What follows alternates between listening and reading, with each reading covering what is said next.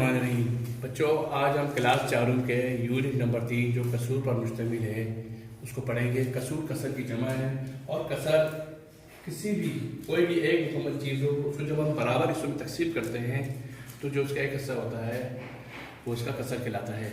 इसकी जो मश्क नंबर 3.1 है उसमें सवाल है ज़ैल की कसूर के जोड़ों में से हम कसूर और गैर हम कसूर को अलग अलग करें।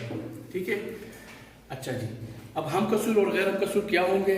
तो बेटा इसके समझने से पहले आपको पता होना चाहिए कि कसर में जो ऊपर वाला हिस्सा होता है शुमार कुनिंदा होता है, नीचे वाला नसब नुमा या मखरज होता है।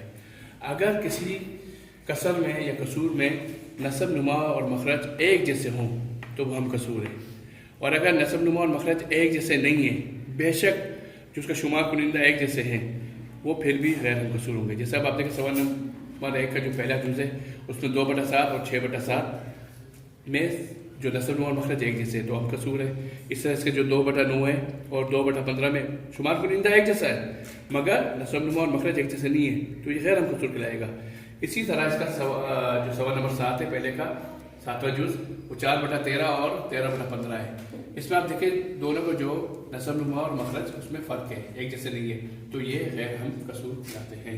अब आपने क्या करना है बेटा, जुज़ 3 से लेकर सवाल नंबर का जुज़ 3 से लेकर 6 तक और 8वां जुज़, ये आप लोग का होमवर्क है, ये आप लोगों ने करना है। ठीक है, शुक्रिया।